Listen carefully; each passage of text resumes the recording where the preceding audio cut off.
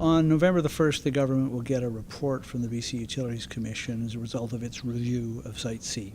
It's a fairly expedited review, and BCUC has been clear that they are not going to give advice. They are simply going to answer a bunch of questions that they were asked.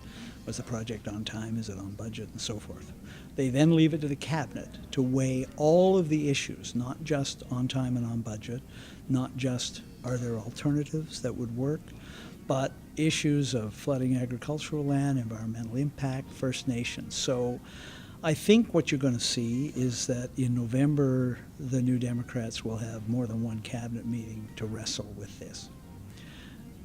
Ultimately, it's a tough decision for them. Most of the opposition to the project is from people that support the NDP or the Greens. The Greens themselves wanted it just killed day one. They didn't even want a review. So, you know, they could kill it, and they could say we're killing it because it's over budget and behind schedule, which it is.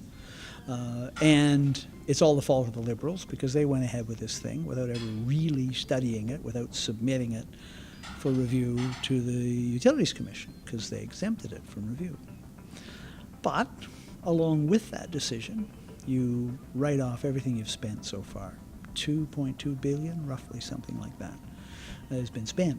Will have been spent by the end of the year. So most of that's spent already. Massive disruption of the site.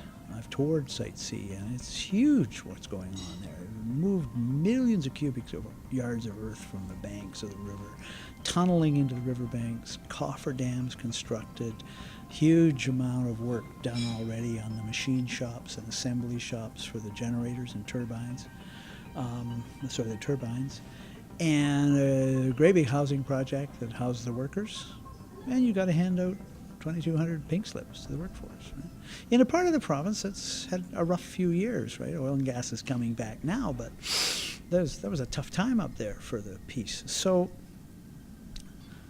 and then you start back from scratch.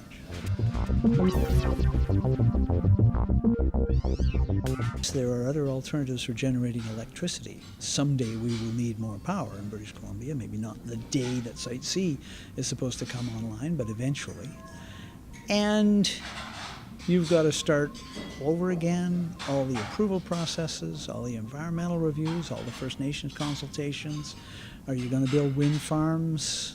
Some of the best sites in BC for wind farms are on remote parts of the BC coast. They're not on the grid, so you got to put them on the grid. Run of the river isn't available, but New Democrats don't much like run of the river. It's environmentally dangerous. Sun doesn't always shine in British Columbia. Wind power, and geothermal is another possibility, but most of the proposals we've had for geothermal so far have been expensive. So you're going to do all that, but you're going to start again. It's a tough decision. I mean, I can see it going either way. There are members of cabinet that want this project killed. The Premier, however, he proudly told us that he had his own hard hat. He worked in construction. He once, for a time, supported Site C and said he thought it could be a good project for the future.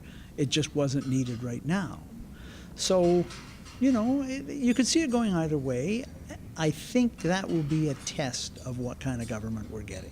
Are we getting a pragmatic government that's worried about upfront progress on jobs and economic development and willing to take some heat for it?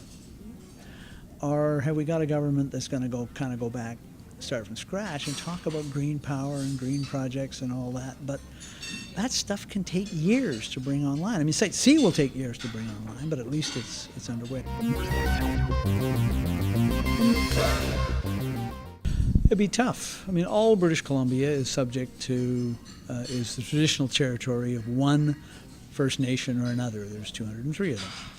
And Site C is in the midst of a bunch of First Nations, some of which actually have treaties and some of which don't.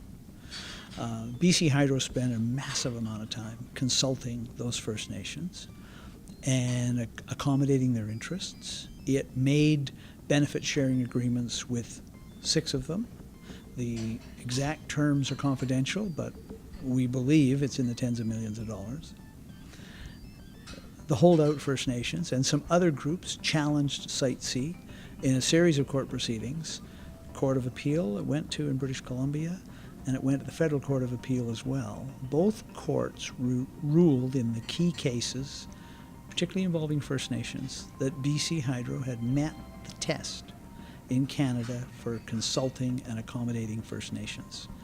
The courts also said that the First Nations that didn't agree and didn't go along had refused to participate in the process, and that wasn't good enough. You have to take part. Those two cases were being appealed to the Supreme Court of Canada. The Supreme Court of Canada refused to take either one of them, which means that essentially what Hydro did there stands up.